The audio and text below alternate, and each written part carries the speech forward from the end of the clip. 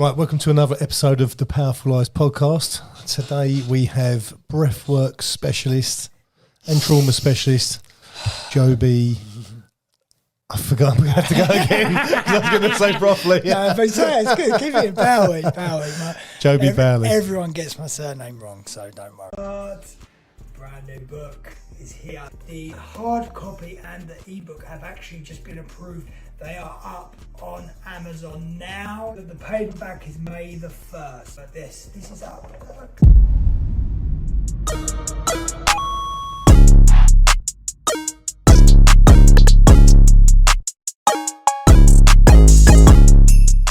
Yeah, it's mad. I've known you for quite some years and I've never got it right. No. Yeah. Some of my closest friends don't either, so you're okay. I don't know. Every time I say, Joby Broughley, they go, no, I don't know what you're talking about, mate. Joby, I'd love to just obviously share your story today. I want to take you right from the beginning. I know you've had a multitude of events and eventful happenings. Could say that. But, let's take it right from the beginning, where you grew up. Absolutely. So I grew up around in Hertfordshire. I used to be a scaffolder, and one day I was working on a site, and then I was working up on a big tower block, big 70-foot tower block, and guys were like, lunchtime, go get the teas. You know, it's like on the building site, as you know. Yeah, of course, I go and get the teas. So I come down, and all of a sudden, one of the guys shouted out, he's like, can you throw me up another big bucket of fillings? So I pulled it up, 70 foot, and we had a guy with us brand new, hadn't been with us for about a week, but he pulled the bucket from inside, and he tipped the bucket, and then all of the fittings come raining down like cats and dogs, and smashed my head. So I broke my skull, and I had to have brain surgery. Left me with a big... Shall I take the hat off now? Let's have a look, yeah. Yeah. There you go. So I'm left with a big dent, disfigured. It completely changed my life. And even just talking about it now, it gets a little bit emotional because of what I went through. It's 2 years of absolute darkness, being disfigured, the whole life got flipped upside down. How old was you? I was about 26. It was just one of these where the anxiety, the stress, the trauma that come with it was nothing I'd ever experienced before. And when I had the accident, when the scaffold fitting hit me, I thought I was going to be blind. So I sort of blacked out, but I didn't get knocked down for some reason. Oh, really? Stayed on your feet? Stayed on my feet, even though it fell from 70 feet. It's like a bullet coming down. Yeah. And if you don't know what scaffold fitting is, it's a big round bit of metal like this where the two tubes go in, that goes on the outside of the building. It's got to be a kilo, isn't it? Yeah, it's a bit of weight. And when it hit me and I lost my vision, I was just like, shit, I'm going to be blind. Like, that scared the life out of me. I was like, I've lost my vision. Did you collapse it in the end, or was it? I did in the end, but the main thing was just like, get my sight back, get my sight back, get my sight back, get my sight back. And I just kept saying it. And all of a sudden, boom, it come in. And all of a sudden, I was just see blood pouring down me. And then I realised I've been whacked on the head. This is not good. I obviously know all that. Well, to be fair, I looked up and I'd been pulling on the rope for 70 foot and it slipped back. So it only slipped back a little bit. But enough for it to impact and it's called the frontal cortex here. So the frontal cortex is where we make all our decisions. It's like I had to have 2 years worth of neurological programming again. I lost loads of memory. I lost like all childhood memories. And all of a sudden, it just 2 or 3 years later, it come back from. Really? Yeah, I was in a car. Wow. I was in the back of a car, and all of a sudden, these childhood memories come back, and I went, shit. remember again. That's mental. Yeah. I went for a long time. I couldn't remember my childhood. What happened? I mean, obviously you rushed to hospital. Yeah, so I was rushed to hospital, and the guy who shouted out, bringing us a bucket up, come running down actually, and wrapped his t-shirt around my head, and I think that really helped. Was it properly gashed? Yeah, it was. I lost a couple of pints of blood. It was just pouring out. I thought I was going to bleed out, to be honest. I ended up passing out, having a seizure. And then the ambulance took me. I don't remember anything. I literally got into the ambulance, and that was it. That was the last thing I remember. I woke up 2 days later. Listen to this, right? My mum and dad haven't spoken for 15 years at this point. I woke up, and I was at the end of my bed in the hallway, laughing. Literally, I caught them laughing. As my eyes opened, they were laughing, and I was like, what the fuck is going on? Have I gone back in time? That Freaky Friday. Yeah, hot tub time machine. But it was one of these where I just was like, what is going on? I ended up having 49 metal staples in my head, holding my head together. I had all brain surgery, like major brain surgery. But what happened was I was working in Putney, and the actual brain hospital was in just near Hammersmith, so it's about 5 minutes away. Touch. Like, they said they was going to literally take me to Chase Farm from Putney. I wouldn't have made it. No.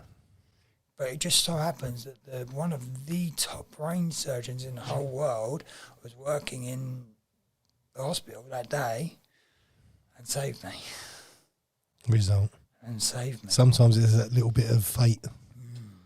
You know? I was so close to the hospital, saved me, but they give me a 2% chance to live. They told my mum, like, you best prepare, but like, he's not coming I back. take it that's actually smashed the skull. Yeah, so basically what it did, it broke the bones. They didn't put a plate in. What they did, they actually stitched the bone back together, and they pulled the bone out to a certain point where it could go, and then, yeah, they basically, it's like, welcome to my den. I've got so many stories. Oh, my God. I've had people sniffing drugs out of it, everything. Oh, yeah, when we used to live in Ibiza, I've had people, come on, it's my birthday, let me sniff a line out of it. When we used to be into drugs, it was like a thing. It was a build-up as well. Like, on your birthday, on my birthday, I'm going to have a line out of your den. But yeah, things we used to catch up. But after that 2 years, it just sent me into this dark place. And I just remember being on my knees one day and just praying, help. I need help. And I was crying my eyes out. Obviously you didn't work for 2 years. Yeah, I couldn't do anything. But was it hospital? You know, how long was you actually in hospital for? Because it must have been. Yeah, listen to this, right? So they actually said I should have been in hospital for a minimum of 15 weeks. After the first 3 or 4 days, I was so hungry. There was a Pizza Express right opposite me. I could see it, and I went, I'm going to get a pizza. I was in my gown, I had big staples in, big black eyes. Frankenstein. Oh, yeah, proper. So I walked over, I got a pizza, and I walked back into the hospital, and the professor was just like, what are you doing? I was like, I'm hungry. He's like, you don't put pineapple on pizza. You get back in bed. So I was just like, I needed to get some food. I was just like, I could see it. It was just staring at me for days. But during that time as well, like in the thing, my telly, and I had a little room, and my telly broke. Next door there was like an old guy, and his telly was on, and he was asleep most of the day. So I went in and swapped the tellies around. I literally swapped the tellies around, and so I could have a bit of entertainment. I was walking around, and the professor was like, "What are you doing? Like, you've had major brain surgery, and then you should not even be able to walk right now. he went, I can't understand how you're walking around with the brain surgery you've had. So most people have this, they can't walk for 4 months. It's mental. Yeah, and he was like, come on, let's go and do some tests. So we went and done some tests, and he started moving my body, and he was like, how are you doing this? Did they come up with an actual answer? No, he just said, you're a miracle. Something they must have, obviously it must have missed something. Yeah. Whether it squeezes or that is obviously not. He said it was 1 millimetre, it would have literally pierced. Turned you off. Yeah, done. But he said, he was quite fun actually. He was like a really, quite a young professor as well for the standard of what he was. What hospital was this? I forget the name of it now. It might have been, I think it was Hammersmith and Putney. What? I forget the name of the hospital. It's been 18 years now. Just one of my near-death misses in hospitals, which we're going to go into. But yeah, yeah. To be fair, I'm holding on to him now, dear life. I'm walking about in bubble wrap. But yeah, after that time, he just said, right, let's. To be fair, he said, if you can do this, you can go home. And he sent me home. And then I had to go back every week for tests. And then after about 2 years, he said I was doing all neurocognitive sessions, having to retrain numbers. It made me really sensitive to lights at the time. Lots of different stuff was going on within my body. I basically had to reprogram my mind. And that in itself was a journey. But it was 2 years after that, and then someone said to me, it was like, I think you should try meditation. I think you'd really like it. And it might help. Just be nice and calm and relaxed. So I went to a meditation evening, and it turned out that they did like shamanic work, shamanic healing, and so I just kept going back and back and back, and I just loved it. I never realised that was such a long time ago that you got into all that. Yeah. Didn't realise it, and it makes sense because I think you nearly find God. I think it probably would make you that little bit more spiritual. Yeah. Do you know what? I think I've had like 6 or 7 near-death misses, and every time it's taken me closer to God. Dangerously. Yeah. Yeah. I get it, because I always think when it comes to God, I think it is that it's almost hope. I believe with religion, religion gives people hope. Yeah, especially in near death or close to death. Yeah, I think when you're in that situation and you've had as many near-death misses as I've had, and you keep getting saved, like what's going on? Like I've been run over, I've been squashed by a lorry. I got squashed in my lorry. I literally concertinaed into a car. Actually, I do remember that. 5 years ago. Yeah, I do remember that. Literally, the lorry. I was coming down Hoddesdon, right by the Sun pub, and I was only going 5 miles an hour. There's about 3 or 4 cars in front of me, so I wasn't doing anything. All of a sudden, this white juggernaut. I'm talking like with a great one of the big ones, big 40-tonner. 40-tonner. Just come bash me straight up into another car. Woman jumped out. I was like, what the fuck are you doing? I'm like, it weren't me. I'm so sorry. And I got out and I started taking photos. Like, my car was literally concertinaed, and all of a sudden I went, I can't breathe.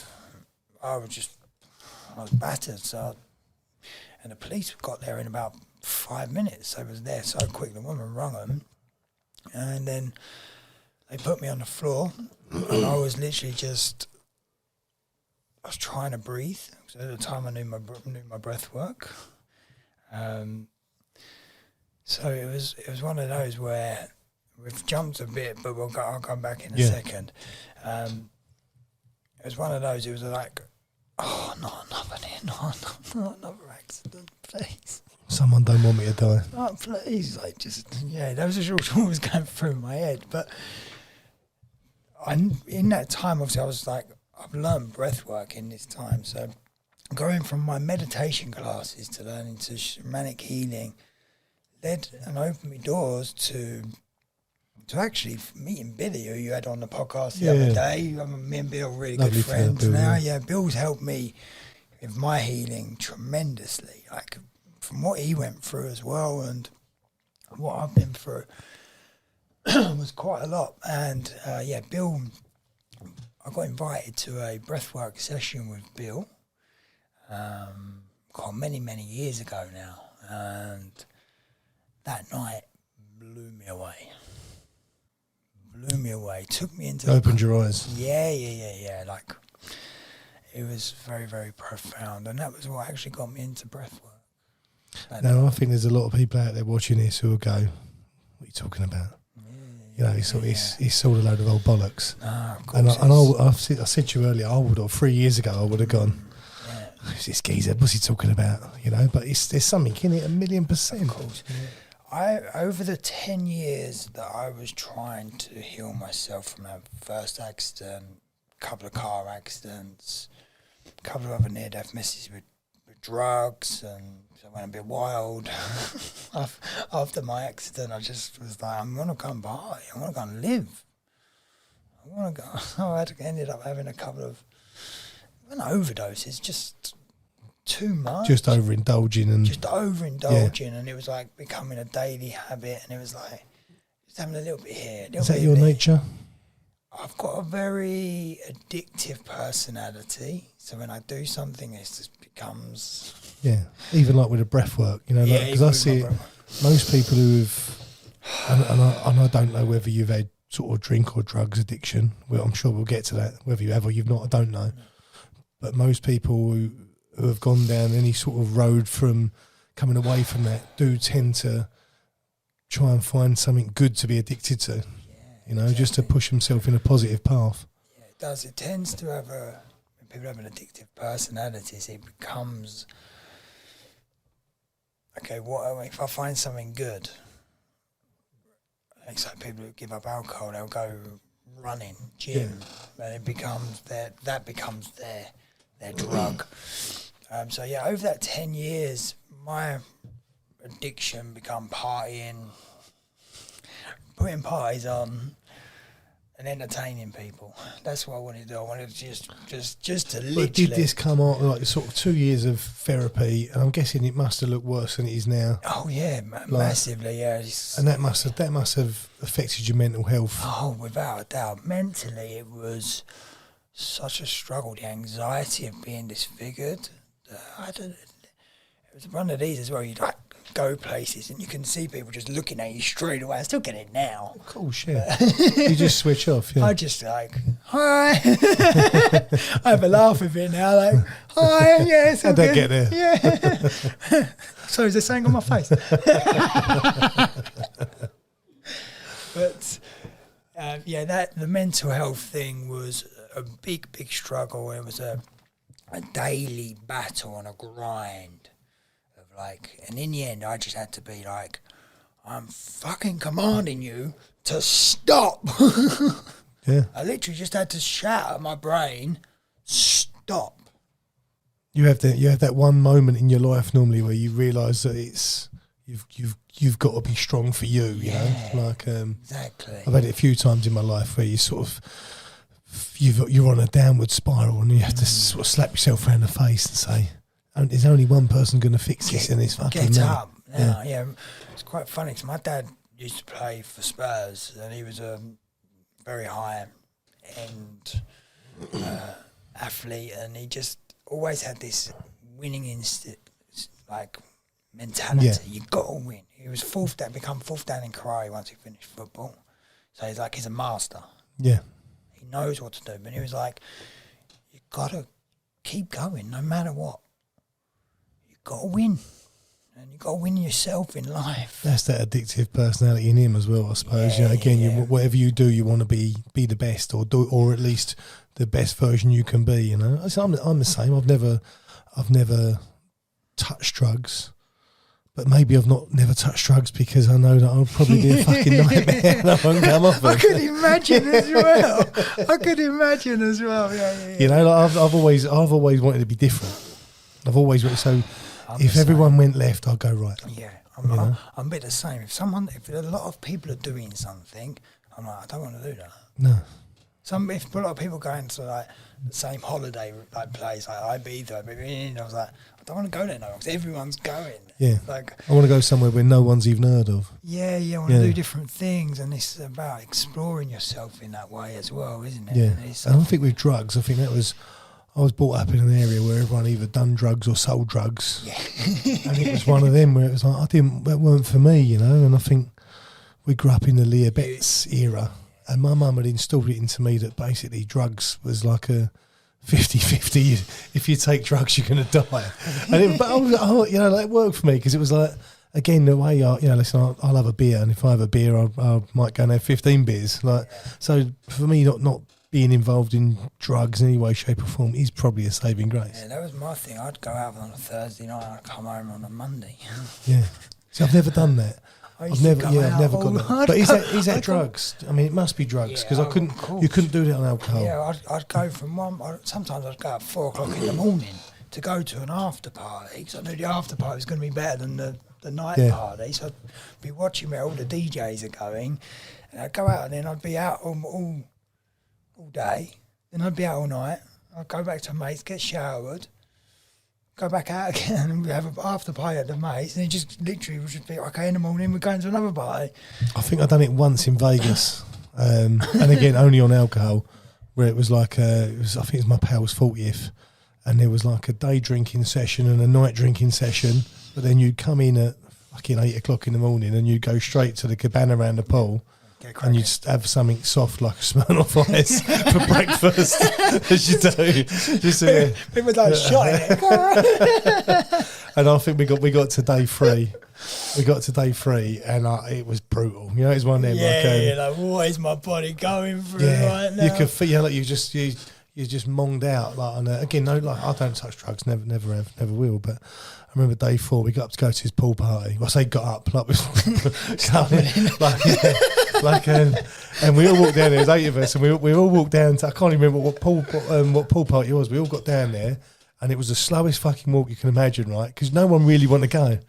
And he got there, and the first person, I think there's 9 of us, 8 or 9 of us, and then the first person went, fuck it, I can't do it. And it was like a domino effect. Everyone went, yeah, no, I can't do it. And I think one person went in. Yeah. I went back and laid in bed watching Penn and Teller for 13 hours. I was like that, just laid on bed, like I couldn't even move. You know, like I was like, this ain't for me. I'm getting too old for this shit. It's hard grind, isn't it? Alcohol. And to be fair, that's why I give up, because of the anxiety that I was going through after I got squashed by that lorry. I went out and had a couple of beers, and I just went, the anxiety come over me. I was like, I woke up in the morning, I was shaking. My mind was like all over the place, and I went, I am done with alcohol, done. And I'd give up drugs about 4 or 5 years before that. And I was just like, was you doing drink and drugs at the same time? I mean, before, like when you was obviously on the scaffold, you was having a few beers and a bit of gear. When I used to, scaffolders got this reputation, right? Yeah, for breakfast. I used to smoke weed all day. When I was scaffolding at that time, I'd smoke weed, be 50, 65 minutes. Yeah, crazy. Like, this is before my accident, before I went to another company. But when I very first started, I was 16, 17. And me and my mate Dal would just be like smoking all day. I used to live with him with weed heads, but we'd go to work and smoke weed all day doing scaffolding. Oh, fuck it, is it? Did you go back in the scaffolding after the accident? I have. Right. So I went from scaffolding, and then I went travelling. I was living in Greece, and I was living on a beach, and I was just like... After the accident? Oh, no, this is before, so when I was younger. I was about 20, I was my 21st living in Greece, so I come back a completely different person. I went, I don't want to go back on a scaffolding site. I want to do something a bit different. And at the time, I was like bird mad. I was woman mad. Like, my whole life revolved around chatting up women and being with women. because especially when you live in Greece and it's on a, I was living in Fadaraki. Oh, Christ. Yeah. So I can imagine. it was drink, meet a bird, and have as many birds as you can. Yeah. We used to have competitions. Tally on the bedpost. Yeah. We'd have competitions. We'd have it all written down, and it was like, yeah, I won't go too further into that one. I don't think. But yeah, it was one of those. So I come back and I was like, I really just want to be around women. So I was like, I want to be a hairdresser.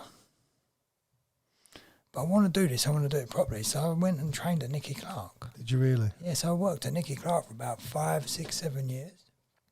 And then I went to Knightsbridge, a salon called Paul Edmonds. So I was working in like the best salons you could do. I was doing all the photo shoots, Vogue, Elle, all of the great big magazines, London Fashion Week, doing it all, Milan Fashion Week, you name it, we did it. And it was like, what a contrast going from scaffolding to hairdressing. Sort of, yeah. It's probably as far apart Oh, as you'd my ever mates get, yeah. ripped the life out of me. I got absolutely ripped. But it just felt right what I wanted to do. So I love being creative. I'm a very creative person.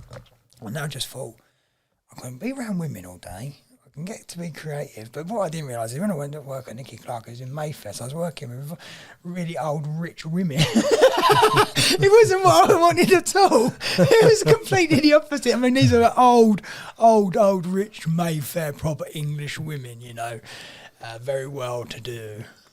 So it's a completely different lifestyle altogether. But I just fell in love with that. And then my stepdad died, and he had cancer. And I needed a way to help my mum. And I was like, wasn't really earning the money I was when I was scaffolding. I was like, maybe I'll have to go back.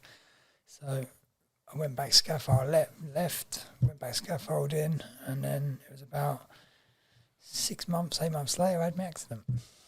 Right. Again, it's sliding doors, isn't it? Yeah. You know, if that path might not have happened, that might not have happened, and then, but at the same time, if that hadn't happened, that hadn't happened, and that hadn't happened, then you wouldn't be where you are now. Of course. And then even between that, after that 2 years, once I started going back, I was like, I think I need to go back hairdressing. So I went back hairdressing for a little Did you while. really? Yeah, I did, yeah, just 'cause I thought I need to be safe. Yeah, definitely. Yeah. I used to walk down the road, and if there'd be a bit of scaffolding on the road, I'd have to cross the other side.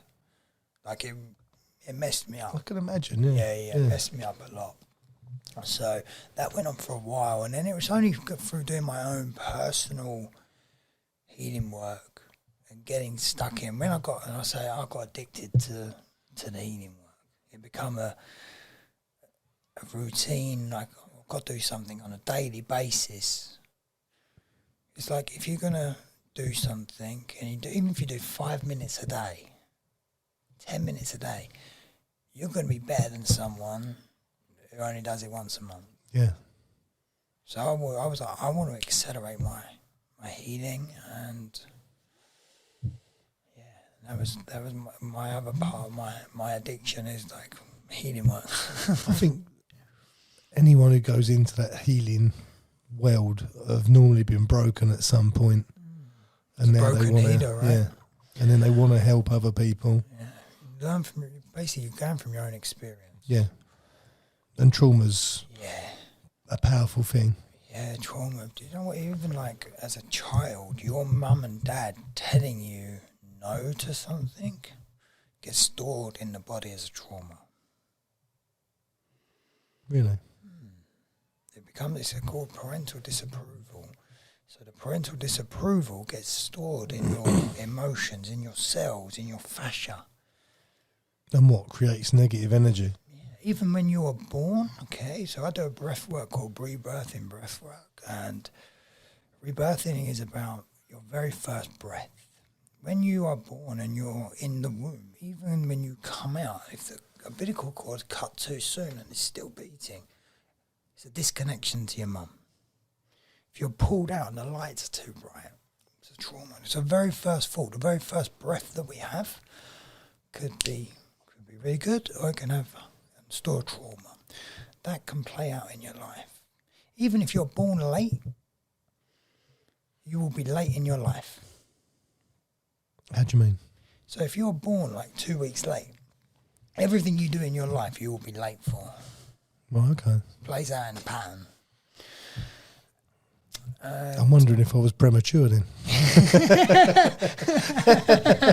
My missus probably thinks I was. Yeah, trauma is a really big thing. So obviously through my own near-death misses and everything I went through, I just really started studying how to heal trauma. How did you actually get into it though? Was it just through? Through just, again, open the doors. As you said, the doors slide open and the next thing you're immersing into something. I'm down a rabbit hole and I'm looking into trauma and anxiety. And Was it one? Was there one person in particular who sort of guided you through? not really, all self-taught. All self, yeah. I even remember that day I said I was on my knees a minute ago. Something come over me that day when it was like a wave of energy. It was like just of relief. When I was crying for help, that relief come in. And so go to YouTube and watch a video. Also, I put YouTube on and also a motivational video come up by Eric Thomas. Don't know if you've heard of him. Ex-NFL player. But he's now one of like the best motivational coaches out there. So go and check him out. I've probably heard his speeches without realising who Eric. Phenomenal. Yeah. And that day was all about being powerful for yourself. Elevating yourself, getting up, going out and doing it. And it just, something come over me and it was like, that was a key start from that kick point. And it just shows you that no matter what you're going through, one little thing, one nugget can also help you as well. That nugget that day was profound to leading me into what I wanted to do as well. Even looking back at it now, it's like, if I hadn't watched that video, again, another sliding door. If I hadn't watched that video, what would have happened? If I hadn't felt that, and if I hadn't been praying that day. As you said, that sliding door. It's very, very important. So from that you said it was one person that led me to something, but it was from that led me to going to learning that meditation, going to have the shamanic healing, going to do shamanic practices, going to work with shamans. Really, so I went to Colombia and we started working with shamans over there. I actually went with Bill. Was that when, I know you got stuck over there? Yeah, we got stuck over there. So that was I had another near-death miss trauma over there. See, like that must be, like, if you like Muay Thai, going and train in Thailand, it's got to be the ultimate, that's the Well, I key. thought it was the ultimate, but we was for me personally, it was a resort that didn't look after my needs. Oh, really? Yeah, I got stuck outside what was the ceremony hut where everything takes place. I got stuck outside and I was there for hours, no help. No one come to help me. I was shouting, I was screaming. Really? No one come to help me. Was this during a ceremony? During a ceremony, my whole body just started shutting down. I could feel I was getting weaker and weaker and weaker. I'm like, how dangerous is that stuff? to be fair, it's like the medicine's not dangerous, it's the people. Really? Yeah. So I'll come to it in a bit, but it's basically, in my book, I've put in a chapter, The Good, the Bad, the Ugly Facilitator. What I experienced out there was the ugly facilitator, because they give us a bowl and a medicine was so big and so thick, it would have done all 8 of us. Yeah, literally. Yeah. And I've had other reports saying that they're just there for the money. It's very, like, you got to know who you're going to when you're doing that sort of stuff. And we went on a recommendation. For me, I ended up having a go at them and telling them, like, this is not acceptable. Yeah. It's not acceptable. Well, they are playing with people's lives. Yeah, exactly. I got left, and I was left literally in a pitch black outside this Maloka, screaming, shouting. No one come to help me. And all of a sudden, this dog, we should have been tied up by that night, come and he was literally biting the corner of my ankle, taking all, and he was just shaking, and he was taking all my energy. This dog literally saved my life. Oh, really? Took my energy, yeah. It's incredible. A mad experience. Yeah, and I was hallucinating, obviously, and in different realms. But yeah, but my whole body was literally just getting, I could feel it dying. And what was that? Is that DMT? Yeah, so it's DMT. Yes, Yeah. so ayahuasca. But this is called in Colombia. It's called Yehe. So it's a bit of a different plant. If you go to Peru, you have ayahuasca. It's a different plant that goes with it. I don't really know too much about it now because I've come out of that scene. Yeah. Just because it was, I got tortured. When I say about not doing drugs, and I've never done drugs, DMT is one of them things that You do. Potentially, yeah. Only just because it just it doesn't seem like drugs because it's not recreational. No, it's pure medicine, and what you got to realise is the drugs has got like a real dark energy on it. When you're doing DMT is a God molecule. It's the God molecule. It's the most profound, beautiful thing you'd ever experience. But that medicine we had in Colombia wasn't right. And I've had other reports from people saying, yeah, they put, it's like a black tar in it. I was literally pinned to the floor at one point. I couldn't move. I went through it. I literally got tortured by it. I remember Billy was saying that he had like a really bad experience where he was basically throwing up and coming out of all ends, like constantly. Yeah, I laid there, I couldn't 12 hours, couldn't move. Coming out both ends. Yeah. Oh, really? It's same thing. Is that standard for the? It can be, but it's also not. So during the ayahuasca ceremony, the ayahuasca ceremony in Colombia, when I was having my near-death miss again, I knew something wasn't right with that medicine. There's nothing wrong with ayahuasca.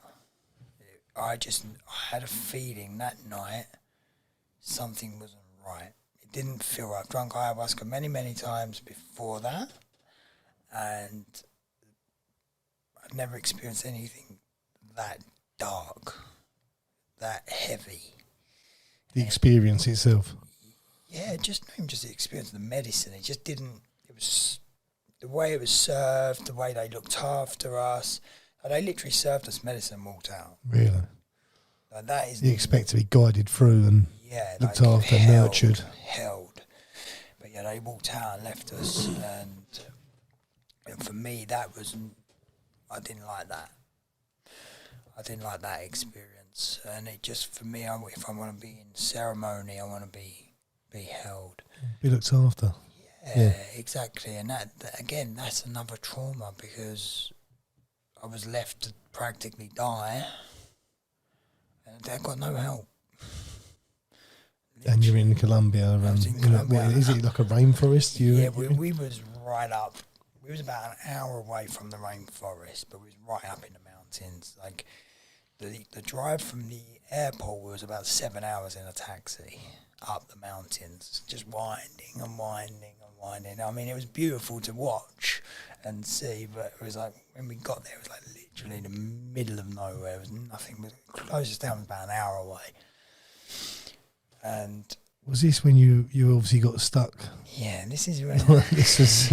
I just remember seeing on social media. And I was thinking, I don't know whether I'm worried for you. I don't know if I'm envious because I'm thinking if I'm going to get stuck, I'd rather be in Colombia than fucking Hertfordshire. Like I think you might have had a bit of a touch here. Well, we just got the news. They come in and the family come in and they were just like doing this, like crossing it over there.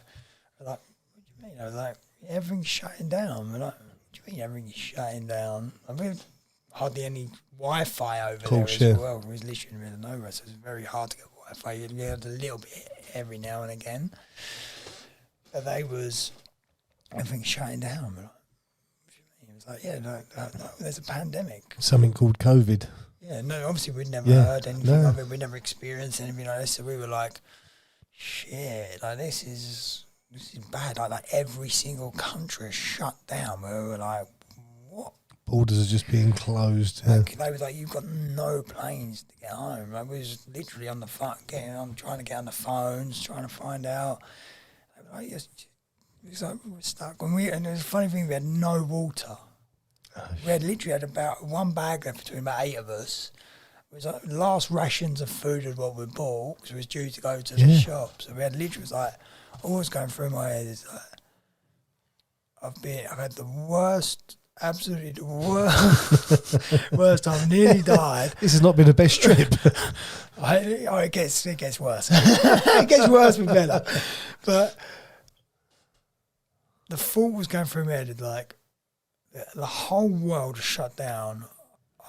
I literally thought I was not going home from Colombia during that ceremony. Yeah. I've got no food, I've got no water. I'm like, I had to have a laugh a little bit. I was like,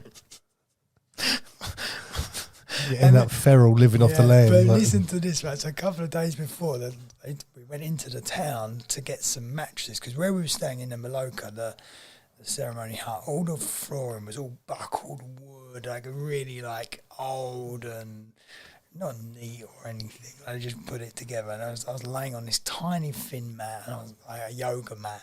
Feel everything. I was like, I really just need to get something. Bill ended up getting a great big double mattress. I ended up getting a blue mat, right? Well, listen to this. After that ceremony, let me get told the world shutting down. I went and laid on my mat, and I just looked and I went, I'm on a prison mat. It's literally a blue prison mat. I've got an inch thick mattress for the next 6 months. I was like, and not that as well, in the Maloka. So imagine one end down there, that great big wall where your wall is there, 10 foot across. There's a great big window. This wall here is a great big window. Nothing in it. Nothing, not closed off, and the wind in the mountains blowing through every night, so it's freezing cold as well. And I was laying there at night time, like shivering, literally shivering. I took ski gear as well, because I thought we were supposed to be going into the actual Amazon. So I thought, if it's going to be raining, I just want a little bit of waterproofing. Lucky enough, I had ski gear. Some people didn't have warm clothing, and it was like wrapping up. Like the fire was on in the middle of the Maloka, but round by your bed, right underneath the window as well. You're like, oh, could this get any worse? Could this get any worse? I'm just picturing you shivering with a set of ski goggles on. Little bubbly out, like, little gnome, little fishing rod, come on.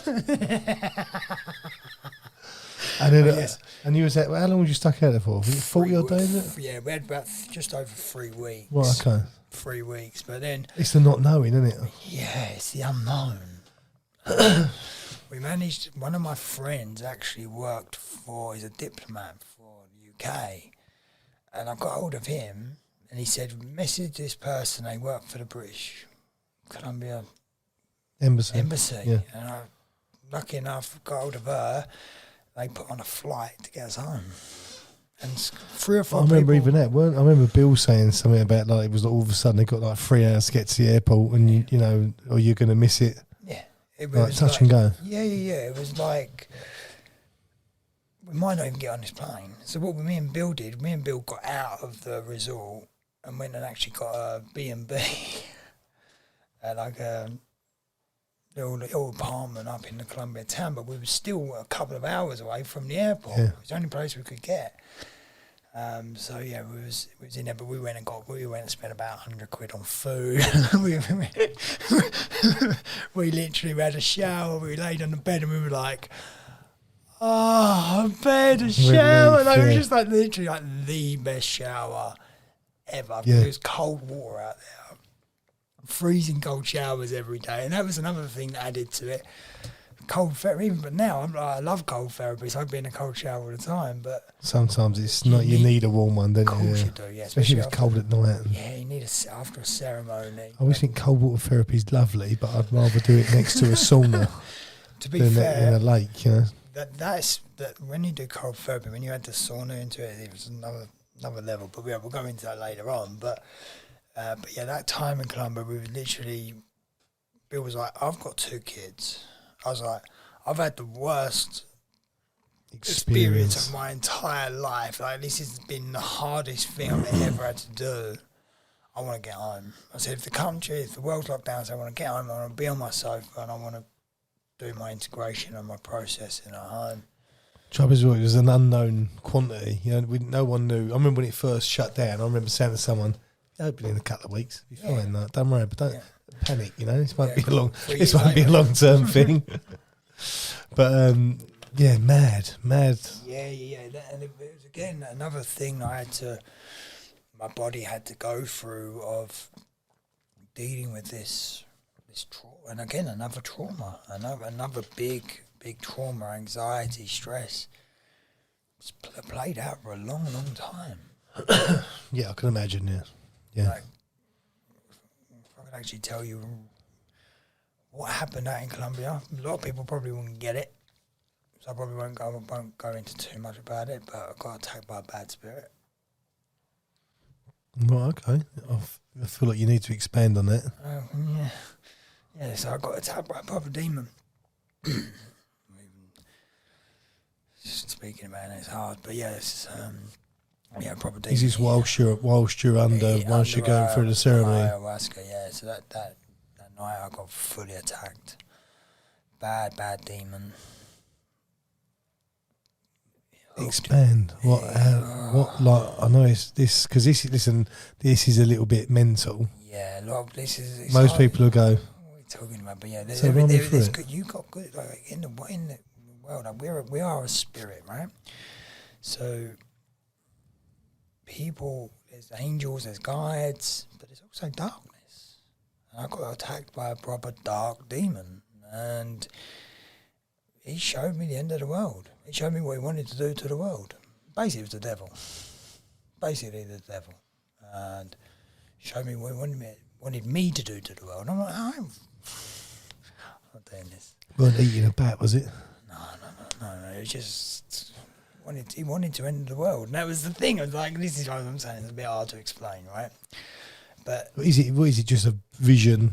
Yeah, it was like I'm trying to explain. It's like literally like the devil.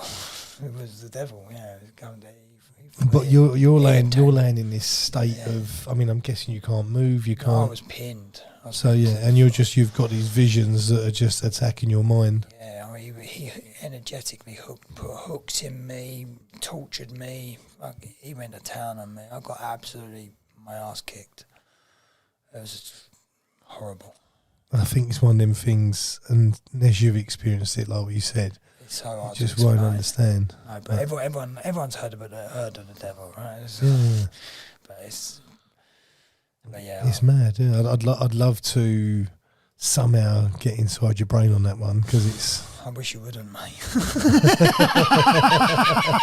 I won't pass that energy to you. I don't want that. I don't want anyone to have that energy. Like, it's very, very tough, mate. Very, very tough. It was. But when you come round, after however many hours, 10, 15, wherever many hours, you then realise, you then start opening up. Do they ask you about how? The shamans? No, they didn't ask nothing. Not at all? No, they didn't even care. So you just took that home with you, or you speak to Bill, you was out with Bill, you speak to Bill about it, and... Bill was like, you need a fucking habbo. He blasted me with habbo. He was like, you need to ground. Yeah, it was a wild experience. Have you been back since? No. You've not touched it at all?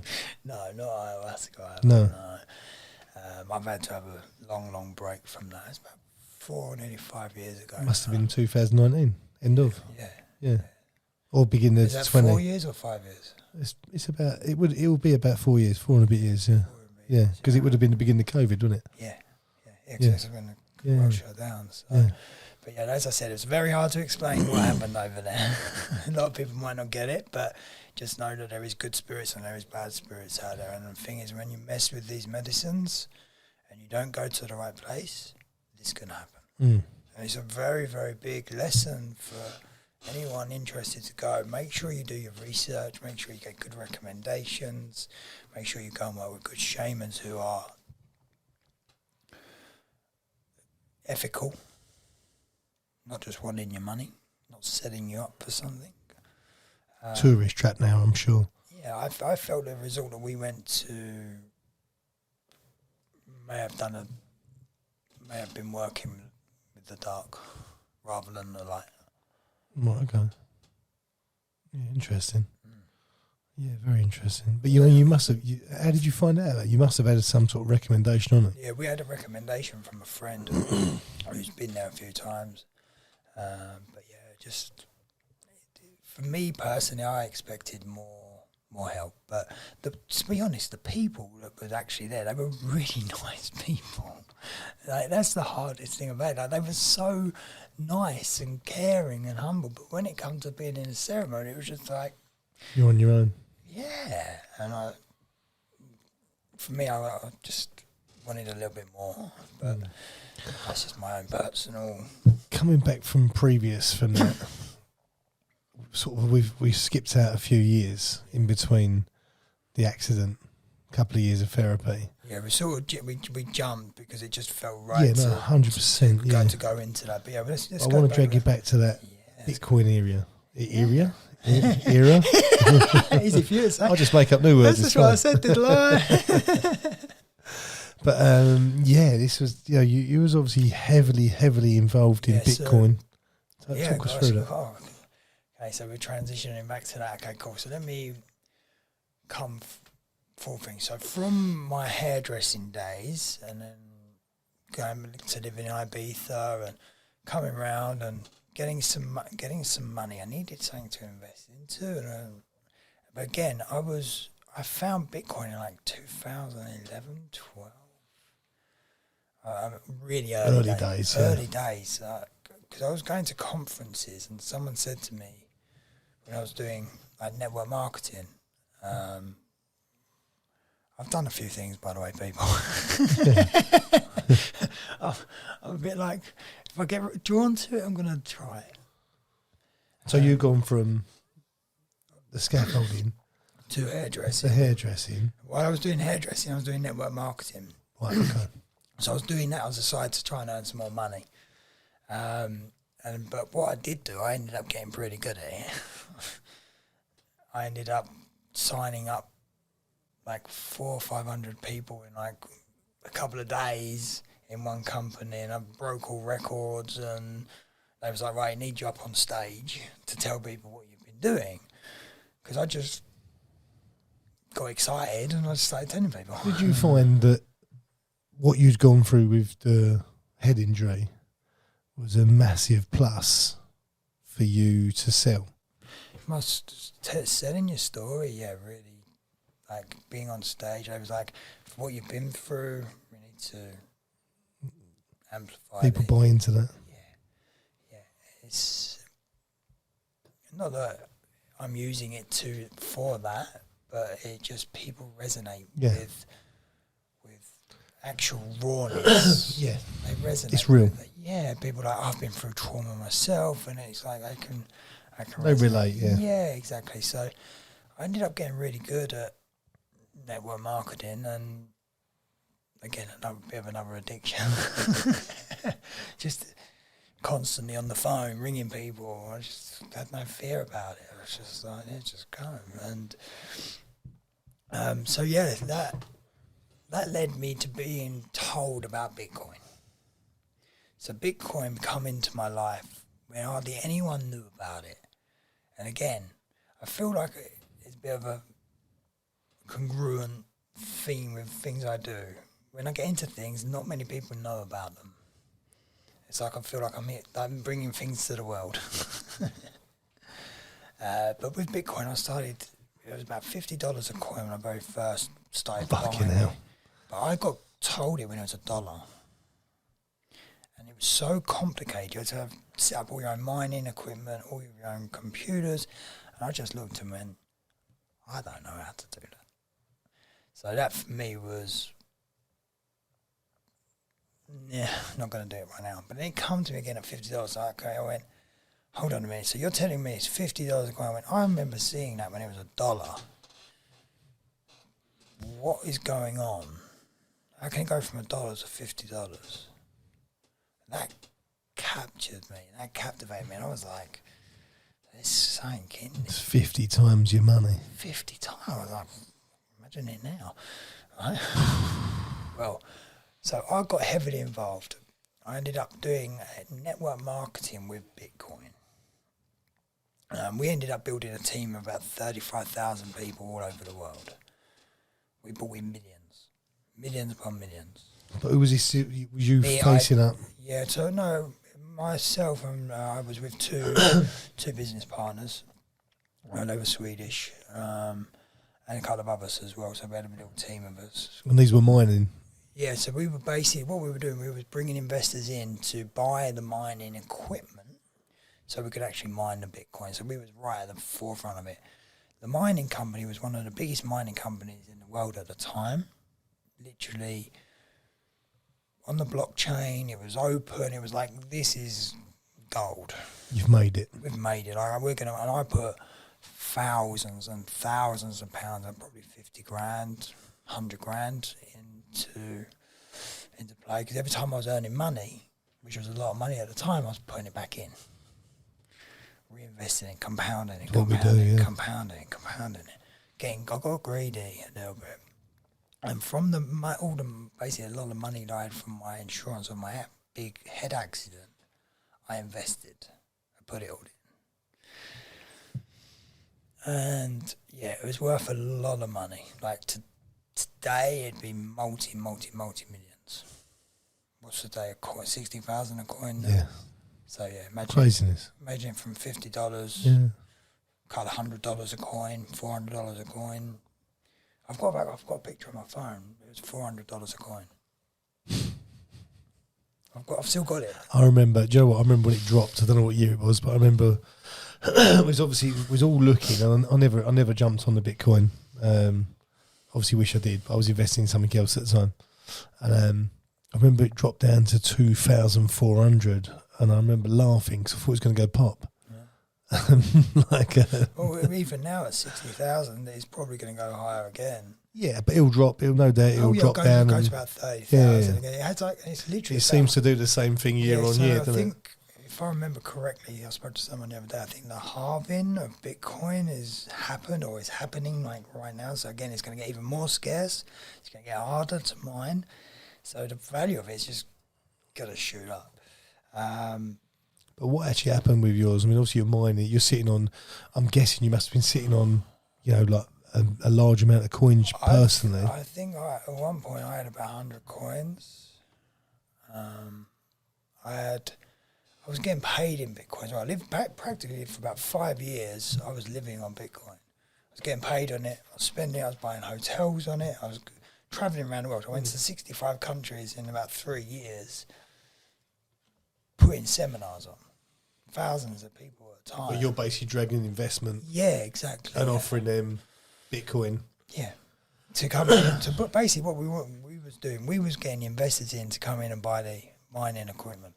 But what happened is that the mining company itself, we wasn't the actual company, we were just the networkers for the company. Right, so you was actually only the market agency. Yeah, we wasn't. Right, we okay. wasn't So the company. you We was wasn't the company. We didn't own it. And a lot of people, and they was actually buying islands, planes, jets, you name it, Lamborghinis. They were living like. But what they were doing, they were taking the money and not buying new equipment. So all of a sudden, their earnings were going down and down and down because mining was getting harder and harder and harder. But they weren't buying new equipment, and they all got nicked. So the FBI shut it down, and see, I think they potentially used you guys as scapegoats because obviously you was facing up. It looked like it was your company. Yeah, it weren't ours. And I've seen this on a couple of other people where they basically put you in. No one knows their face. No one knows their name. Yeah. You're the one everyone's throwing their money in through you. Yeah, of course. And now you're the bad guy. We got fully blamed for it. Yeah. And it wasn't. I invested more money than most people were putting in. So I was like, I've lost a a lot of money here as well. And again, another trauma. It was a big trauma when that got shut down, and then everyone started blaming me. I got attacked on social media like beyond. It was like because you've had everyone's dough. Yeah, but it wasn't like that. I even paid some people back out of my own money. I have close friends. I've paid a couple of people. I paid the money that I could afford. I was like, I give some money back. And if I had the money, I'd give everyone their money back. But I just it's not something I could do. Yeah, but yeah, that was very, very tough. Yeah, and that must have dragged on for quite a while. I went on for ages because you was Mr. Bitcoin. Yeah. You know, you was Mr. Bitcoin. If someone said Bitcoin, Joby. It would be Joby, yeah. Joby, yeah. Yeah, Joby Brofley. Joby Bitcoin. But that's how it was, yeah. Everyone knew you was, you know. That's Bitcoin. Yeah. Because I just got so excited about it. When I do things, I get passionate. If I'm passionate about something, I want my friends to enjoy it as well. Yeah. I was earning money out of it. I was like, come on, you can do this too. Like, yeah. So yeah, easy. and you do. Listen, you know, like it's being a multi-millionaire and not bringing your friends up. Yeah. It's pointless because your friends can't keep up with you. No, you know, you try and share the wins, and sometimes it goes wrong. Yeah, and to be fair, a couple of my friends were like, "Oh, I'm not investing in that. I'm not doing that." I actually lost some friendships over it as well. I was like, just stop. And to be fair, I'm glad now that I didn't get in. Yeah, of course. Yeah, like that. Heart for the people that did, and I apologise to everyone, and just hope that I can be forgiven as well. You know, because I didn't do anything wrong. I had good intentions. I think the only thing you done wrong in my eyes was it looked like your company, and you spoke. Because I remember speaking to you about it, and you spoke on behalf of them. Rather than brokering. I think if you broke it and say, look, this is what the deal is. Yeah, of course. This is who it is. You know, we're pushing people into them. Have a look and make your own decision. But I think they was more than happy to scapegoat you because it saves their ass, especially if they knew what they was doing. Yeah. If they knew that it was going to be a fucking pump and dump and they're going to just, you know, sort of money grab and then disappear, they'd be more than happy for you to. There was another company called OneCoin as well. I don't know if you remember that, but the Bulgarian thing, again, I invested thousands upon thousands of money into that. She ran off with billions. Oh, really? Billions. It was a BBC report. Like, it was on like the BBC trying to find her. Like, yeah. I remember it. Not in too much detail, but I do remember basically everything I had done turned into a scam. And I was like, in the end, I was just like, I can't do this no more. And I still have people approaching me now. I think you realise, though, like, as you get older, you realise that there's so much bad intention. You know, everyone's trying to fuck everyone over, and I hate it. Yeah, there's so much room for genuine business out there, but most people are out for an easy win, an easy fix. You know, they don't care who gets fucked in the meantime. Like, it's horrible. Yeah, I can't stand that. No, it's pointless. Yeah. Like, but it's out there. You're like, well, I reckon 80% of deals that are thrown, you know, you look at it either don't make sense or it's a scam. Yeah. I mean, you only got to look at the amount of scams. Obviously, the internet has provided a platform for scams left, right, and so I've done it myself. Pissed up, bought an holiday on Facebook Marketplace that don't exist. You know, like shit happens. Like, yeah, I'm putting 50 grand in it, 20 grand into it, 3 grand into it, 5 grand into it. Oh, listen, I've been done.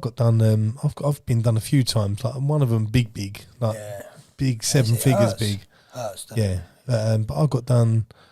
That sort though. Yeah, affected me for a long time, and but I got done for best part of 50 grand, probably about 4 or 5 years ago, and the fuckers hacked my email, and they changed invoices, so I'm paying.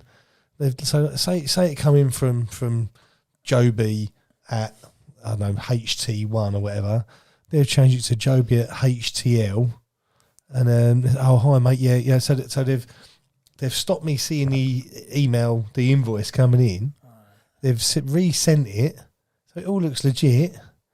And I'm paying people, and then I'm getting people phoning me up going, "Hey, they had my invoice paid." I'm like, "I fucking paid it. I paid it last Tuesday. Like, to the new bank details." We haven't got new bank details. And I was like, "Ping, you fuckers. Bastards." And that was before, it didn't have to match. You know, like when you make a payment now, the name has to match the account. So this was just before that. Right. So yeah, you know, it's what you just feel sick. I literally felt sick, and I used to wake up for 3 weeks. I used to wake up, and I'd open my eyes, and I'd just How was your go, anxiety during that? "Cunt." I would literally sit there just seething, and I'd seethe all day and seethe all night. Yeah, like I'd lay in bed, and I was so angry. And then I remember, like, I woke up like day 21, 3 weeks in, and I went, "You just got to stop, because it ain't. It's not coming back. No. You're never going to get the money back." Like self-realisation. Yeah, it's like, just get on with it. Like, like, just push forward, because you end up trying to chase. And like, I got it traced to the Czech Republic or something like that, and even in there, it got to the Czech Republic and bounced into something that bounced again. Like, could have been anywhere.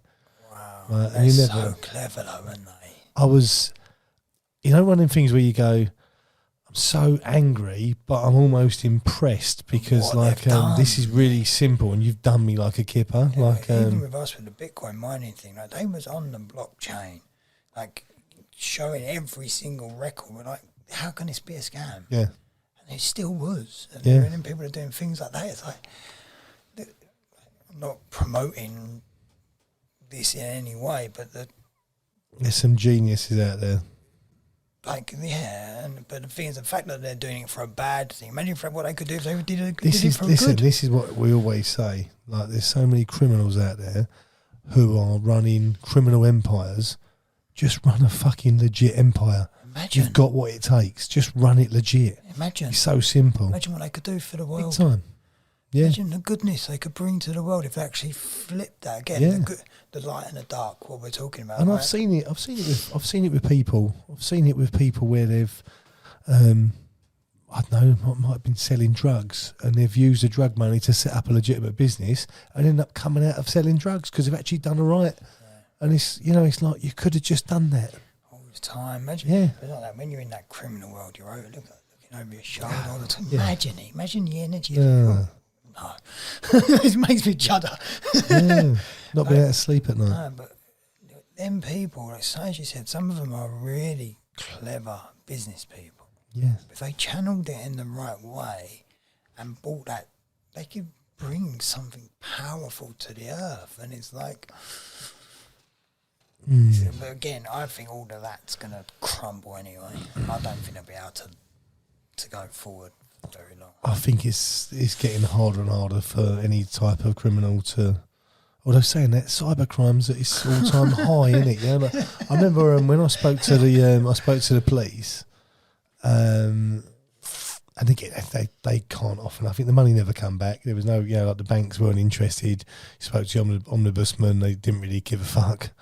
So you just write it off and crack on. And I think now it's different. I think there's things been put in place since, but they were saying that they reckon £1 million a day. I'm going back maybe 5 years ago. £1 million a day was being done in cybercrime, reported.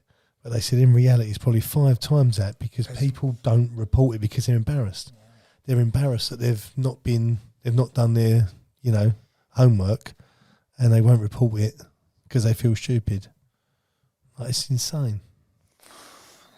Did you face police? No investigation or nothing through that? No. To be fair, the FBI actually set up a thing and was like to try and help people get their money back. Good. So the FBI, so we got involved with that a little bit, but again, still ongoing. Oh, really? Yeah, still ongoing. Really? Like, was it 2015, 16? Jesus. I remember we got out 2017. Are they banged up? The people who was running the... Yeah, it's funny. One of them actually got banged up in Thailand for running a paedophile ring. You're joking. Like disgusting. So he's well banged up. A few of the others, there was about 3 or 4 of them all got proper banged up. Yeah, good. Well. Yeah. They did at the end of the day when you're going to scam people on that level for billions, absolutely billions. Just greed. Because the thing is, they must have had a good business model at some point. Yeah. But what's enough? Yeah. You know. They was buying islands and planes and jets and Lamborghinis and mansions, and they had a private jumbo jet. They were flying around on a jumbo jet. Unbelievable. Yeah. Oh, they made billions because crypto was. Because that's what I'm saying though. They would have had a really good business just doing it properly. Yeah. It's mad. Yeah. Imagine how much Bitcoin they would have been sitting on now. Crazy. All they had to do was keep buying equipment and be legit. Yeah. Yeah, and they'd be multi-billionaires anyway. Close to trillionaires. Yeah.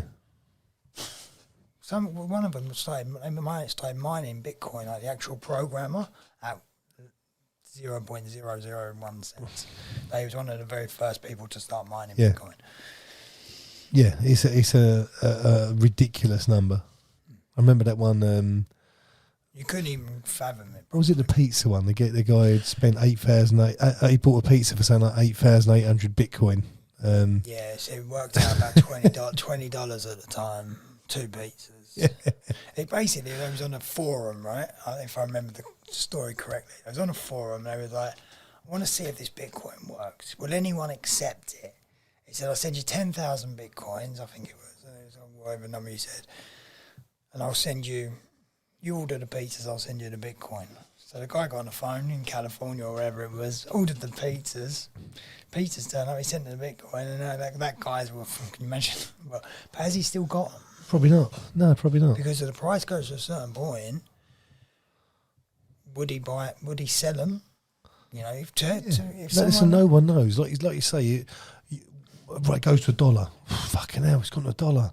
Only paid X, Y, Z. Yeah. I've made so much money. I've put 100 quid on. I've now got X, Y, Z. Like, I'm going to cash in because no one thinks it's going to keep going up. The psychology of holding from $1, $10, $20, $50 to now, you'd have to be a very, very you've got to put it away and forget about it. Like, it's very because it could have gone the other way. Like, hindsight's incredible. But no one knows. No one knows when it went down from 16 down to 2,400. It weren't going to be at zero and implode. No one knows. And now it's you have a lot of very smart people who all they've actually done is just sat on it. Probably didn't know how to sell it. But anyway, it's one of those. It's like there is probably some people out there that have managed to hold it, and if they have, they're going to be very, very wealthy. I think even if you just had one Bitcoin now, I think in a few years you'll be wealthy. Yeah. But it's one of them as well. It's like you say, at that low level, it depends on how much you would buy. But then saying that, like you say, at 0.01, if you banged 100 quid on it, even if you put a tenner on it, you're still sitting in an extremely nice situation. If I'd have kept all of my coins that come through me, through my business, would have been crazy. Multi-millionaire would have been. But woulda, coulda, shoulda. And the thing is, yeah, absolutely. And I can't have any regrets on it either because it's happened. Right here, right now. I'm doing what I'm doing right now, and that's my focus now. So. What is the future of Bitcoin or of yourself? Of myself, helping people with trauma, anxiety, and stress through breath work, which we've not even really got into yet. So I've got a breathwork academy, and I teach people now to become facilitators. I teach people how to breathe more functionally. I teach people how to release trauma and de-stress the body. So I've just did another course where I'm learning about the fascia of the body. So the fascia is basically like the skin within the skin. It's the interweb of all connected things within the body. It holds the muscles together, holds the tissues together, holds everything together. So all of our emotions, the traumas, the pains, everything we hold gets stored in the fascia. And when we can unwind and unlock the fascia, we release the trauma. So I'm always growing and evolving. I'm always studying. I study every day. Whether I'm listening to an audio, whether I'm driving, I always have something learning, even if it's just a couple of minutes, Yeah. 5 minutes, 10 minutes. Even when I'm in the shower, I put something on that I can listen to. Is that you now with the breath work? Is I that where think is that where you see your journey sort of? Yeah, to be fair, I'm so passionate about it. Again, it's the Bitcoin thing. I'm so passionate about it. But again, the fascia thing is now coming in, and not many people know about it. So I feel like, again, Like you said, you're early to the game. I'm Yeah. very early to the game. One of the very first people in the UK bringing this to the UK. It's a group of about 20, 30 people probably doing it in the UK that I know of. And they're not doing it to what I'm doing. They're not out teaching and doing clients and stuff already that I know of. They're just learning it for their own healing journey. So I'm already taking it. So as soon as I started learning it, day one, I was teaching it. Nice. Yeah. That's what I do. When I want to learn something, I teach it. So that night, I learned it. And I was like, I absolutely love this. This is phenomenal. So I started teaching it. And it flushed out. Within 3 or 4 days, I did on my training, did a 7-day training. Within that 7 days, my body got so, a lot of people call it sickness, but in the training, I call it healing. So we're releasing, we're flushing everything out. I hadn't experienced anything like that in a long time. So I was still whole, even though I've done years and years worth of trauma work, emotional work, and breath work, and my body was still holding trauma. So it shows you, like, years worth of trauma was being flushed out. And it doesn't matter how much work we do, we are layers. We store it. Again, even as we were talking about earlier, that childhood thing can come up. So I'm in breathwork sessions, I'm holding sessions. I always say to people, always expect the unexpected as well. Because we could be working on one trauma and your body might want to release something else. It could be a memory. It could be a thought. It could be emotion. It could be a physical. Something will arise that might be suppressed.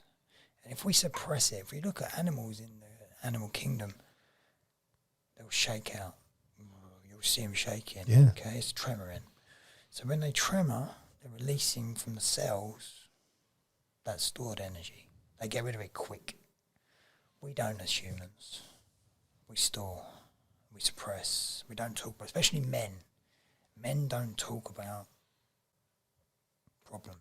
We suppress everything. Facts, yeah.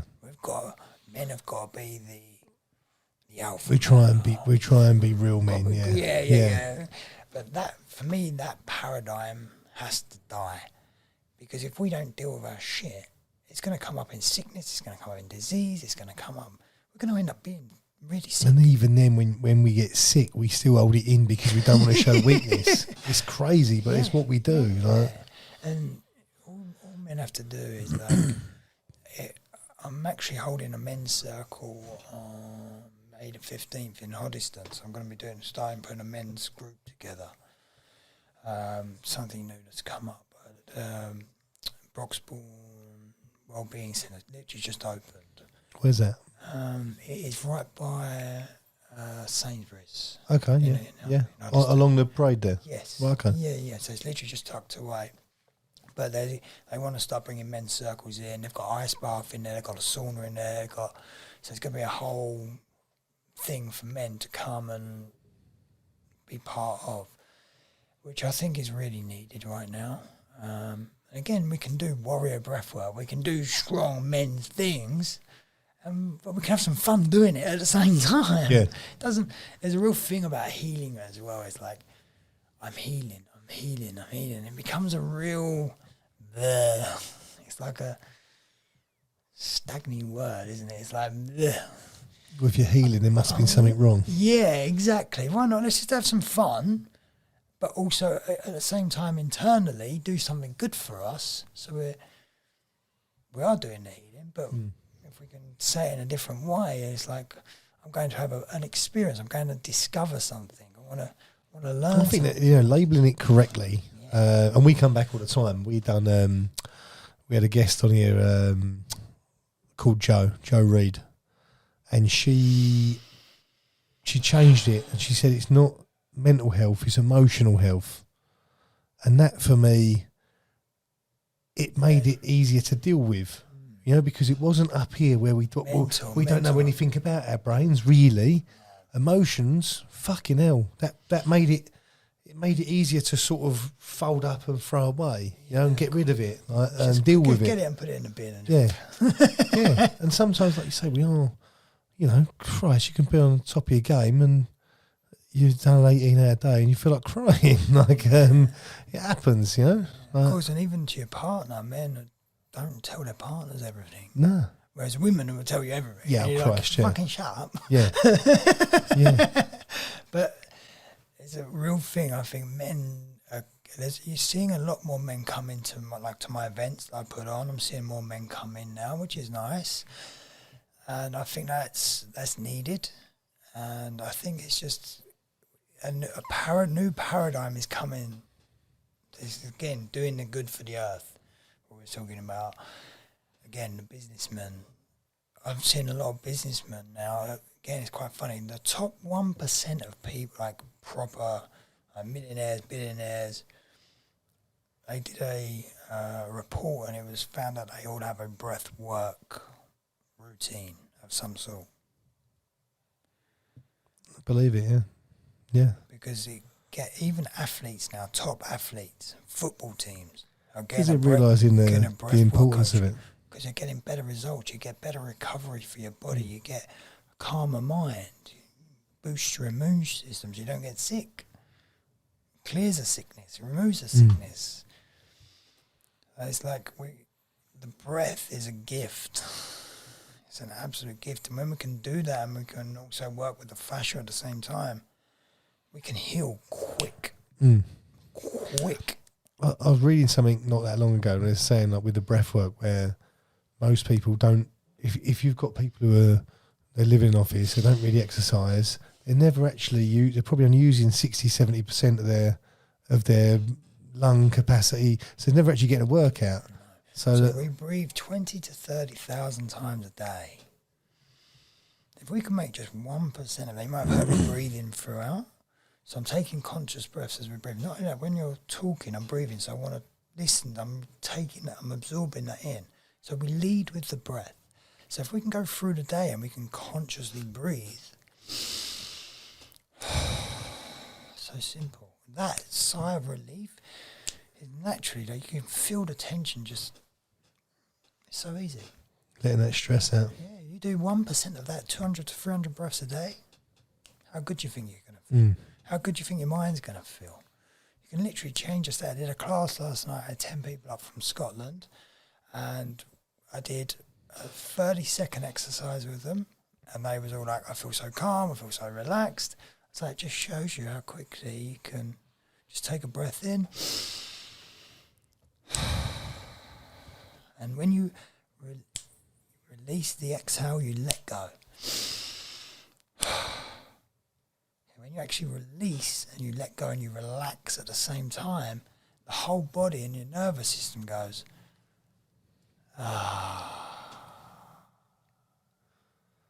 It's so simple. So simple. If we get people to breathe, even your children, you get your children to breathe, within one generation we'll eradicate sickness and anxiety. I think this is a really important question, or sort of point that you brought up there. Actually educating the youth to start this, even meditation. I think they are starting to bring it in more in schools, like seeing it now. It's really, really, really powerful. I wish I'd had that in school. Yeah, but I don't think I had anxiety. Did you have anxiety in school? I don't think I did. I was don't always think out. so. I was No, doing. yeah, I was out, doing everything. I don't know what anxiety was then, but now every kid is like, I've got anxiety, especially teenagers. Yeah, but it's too easy to label now. That's the thing. Yes. It's too easy to just, they almost, a lot of kids want to be ticked and put in a box. Yeah. It's as if it's almost attention. Yeah, it is a little bit. Like, it's quite scary. You know, why Oh, does yeah, want that? Like, well, funny enough, all kids now have got anxiety. Yeah. They've all got this ADHD, which is another label. yeah. Oh, massively, yeah. It's like, yeah, don't get me wrong, kids who've got ADHD, they're not just, it's not something wrong with them, they've got a gift. They're actually here because they've got a gift. So the children of the world now are here to raise the vibration of the planet. And they've actually got a very, very, very powerful gift. You've got to find out what that gift is. When you find that gift, hone in on it. There's no such thing as ADHD. Mm.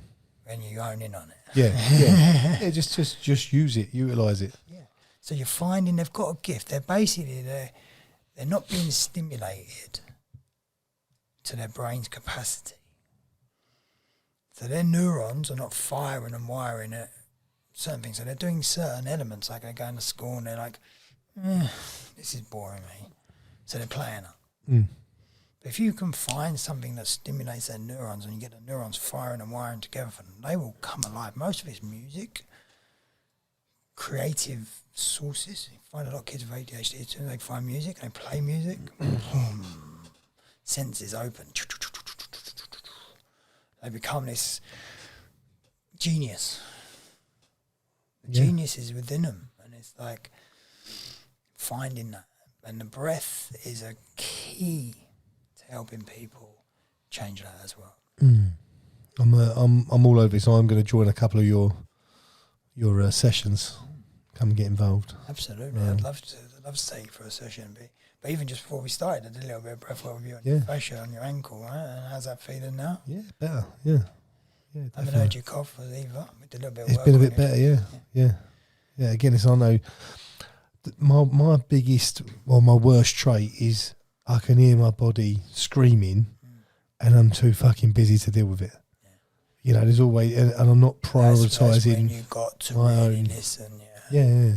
Before it. something happens, Of course, the body's signalling you, so it's like, and all of a sudden it'll keep signaling you, and then then something major happens, and major. So, but the more we can work with the breath, we can work with the body, taking conscious breaths through the day. Have 5 minutes of breathing when you wake up in the morning. Connect to your breath. I actually downloaded. So simple. There's a really good app. It's a YouTube app, and it's just got a line, and you breathe in when it goes up. Yeah, amazing. Hold it as it goes across, and then you breathe so, out. So you're a very, very successful businessman. You've got a breathing technique. Yeah. And I'll put that on in the morning, or maybe at night, or I'll meditate. I say I meditate. I put on sleep meditation to help me sleep. Yeah, nice. And I do find Helps. I go one or two ways. I either get 2 hours in and I'm wide awake like this. Last night, I'm 3 o'clock free in the down, morning. yeah. 3 o'clock in the morning, I was still awake. I was like, I've got to be up early tomorrow. I think my brain knew. Yeah, Right now. yeah. Or other times I put one on and I don't get more than 10 seconds in, and I find there's so much going on in my brain that as soon as it will concentrate on something that is set to help me, it just turns me off. Yeah. So if you're suffering with anxiety, you want to breathe really slow. So I like to count it and breathe in for 7, out for 7. So you come all the way up the spine, and then back down. So what we have at the bottom of the spine is the parasympathetic nervous system. This is your rest and digest, rest and renew. So when we're stressed, we're in the upper chest. This is a sympathetic nervous system. This is your fight and flight. So emotions and feelings. But if we can come down and we can breathe here, breathe into the ribs, and you just feel the ribs expand and you feel the energy coming up. It's really slow. You will calm your mind down in 20 seconds, 30 seconds, couple of breaths, very calm, very relaxed. And again, if you need energy, you can go in and you go the other way. It's like some quicker breaths. And again, you energize yourself. So if you're feeling fatigued, have a couple of breaths, feel alive. Nice. Yeah. So disease of the body is lack of oxygen. So if there's any disease in the body, you've got lack of oxygen. So if you can breathe into that body, you can breathe into that point of where you might have a bit of sickness, you will clear that. Very interesting. Yeah, it's something that grabbed me a few years ago, and it's like I think I'd done something with our friend Ross Mack. Yeah. And we done it was Jesus. This was I think in between lockdown 1 and 2. we done Run Grateful with Mark White. You might know Mark, good friend of mine. I love Mark. And that was when I first done a breathwork session, and also I think I nearly died that day because I actually caught COVID and had COVID pneumonia, and it literally ruined me. Like hospitalised, I was at home dying for 12 days, in hospital for 5. Again, that's another story. That's where breath can really come in and help people with that. Not this Christmas before I come down with bad flu, but a lot of people would probably say it was COVID. But I just literally went into a breathwork session for an hour, come out, gone. Yeah, nice. So as soon as you feel your body's deal with it, listen to it. Yeah, as soon as you feel that I'm getting a little bit sick, or I'm not sick, I'm healing, or I'm empowering myself, I'm discovering myself, I'm flushing everything out, I'm releasing this. I'm going to go on a mat, I'm just going to lay there, I'm going to breathe. At the minute, I hear it crying, and I go, shh. Okay, so we need to not yet, maybe tomorrow. We need to do some work with you right now. Yeah, definitely. Close your arms for a minute. Let's breathe. Close your arms. Let's get rid of this right now. Come on. We'll do this off camera. This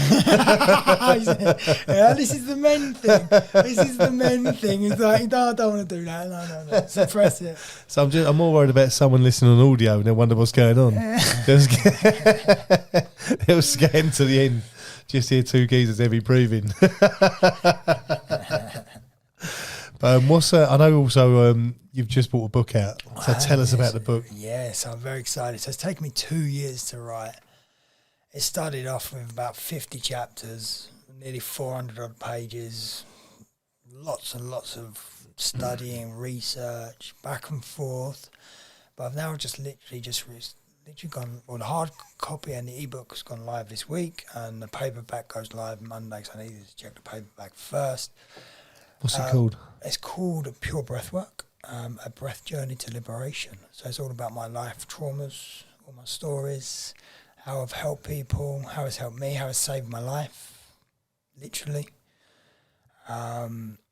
It's a training manual for people that want to know more about breathwork, how to beat anxiety and stress, and how to clear trauma. It's got a bit of everything, really. Yeah. It's like... but I managed to get it down to just under 200 pages, and it is. I've even started reading it myself. I've written it, and I started reading it myself the other night. I was like, "This is actually quite interesting." Just opened it up, I was like, "I forgot I wrote that." Yeah. I forgot I wrote that. So yeah, it's literally up on Amazon now. And to think from where I've come from, and you think I used to hate school as well, like. Back in school, if I ever thought I'd be writing a book. It's mad, isn't it? Yeah. And it just felt right. I've actually started my second one already. Oh, really? Yeah. I've started. Because I had so much content left over. I was like, I'm going to start putting that into another book. So I've started that already. But yeah, so the book is Pure Breathwork, which is my brand. So you can catch me on Instagram for that. Is that just at Pure Breathwork? Yeah, at Pure Breathwork. So I do 2 live classes every week as well, and I've been doing this for years and years. And I was just like, I've got so many sessions, I've got so many lists. I was like, if I can put this into a book and make it a training manual also for my students who go through for the academy. Also, I can get it out there and hopefully help people all over the world start to breathe better. There's actually a section in there that's called parental responsive breathing. So teaching the parents how to teach the kids how to breathe. Love that. And you breathe together. Really, it's a very short chapter, but it's powerful as well. Because I was basically at a retreat one day, and there was all like a family retreat working, and there was all these kids running around, and the parents couldn't handle it. So I was like, right, I'm going to sit there, I'm going to design something for you to control your kids. Yeah. And that was how it was born. That's where the school systems it fails for me. That's teach kids about taxes and mortgages and breath work and looking after himself rather than fucking isosceles triangles that no one's ever used. No one's ever used. I think that's why I hated the school system as well. Like, teach me life. I've learned more out of school than I did. Yeah, in there school. should be a little segment in there that just, you know, at school where they just run through. Look, this is how your credit score works. This is this is that. Like, well, I don't know teach you that, but yeah, so different subjects altogether. We're literally wrapping up now anyway. Go on. So yeah, so the book is out now. You can go to Amazon and get that Pure Breathwork, a breath journey to liberation. And the Academy, if anyone else is interested in wanting to become a breathwork facilitator, what I've done, I've opened up a free course as well, because there was a couple of courses I wanted to go on I couldn't afford. Right, okay. And that inspired me. I was like, what if I do something to give something people back? And then there was another course I did I found was free and it was really powerful as well. So I got really inspired by that. And I was like, okay, I'm going to give something back. So if people want to go in, check it out, they can go and do the free breathwork course. And then it's mainly for people who are healers and already doing the work. But apply, put yourself in, and then if you resonate with it, well, we'll get you in. Keep going, yeah. Yeah, and then what we do, after that, I like to, on my courses, I've got bespoke courses. So a lot of people are like, this is my course. Boom, boom, boom, boom, boom. I've done so many of them. I was like, you want one designed for you, bespoke. It was. Some of them wasn't quite resonating with me. So I'm like, so now I bespoke my courses specifically to your needs. That way, I know you're going to get stimulated, you're going to learn, and you're going to grow because it's going to help you in everything you need. And no one else is doing that. Niche in the market again. Look, you're early. Yeah, no one's again. No one's doing that. Yeah. So it's quite a thing, a nice thing. I'm offering to people, and people get a lot of training within my courses as well. So. Yeah, blinding, mate. Listen, I love this today. It's been been educational. Quite a few different chapters, like a little onion. Quite a few different layers there. I think it's been brilliant. It's been educational, and I'm sure we'll see each other very soon when can't wait. you can work out how to sort this body out. I can definitely do it. I'll have a good guy. I'll have a good guy. Joby, thanks for coming in, mate. Thank you. Top man. Thank you Top so man. much.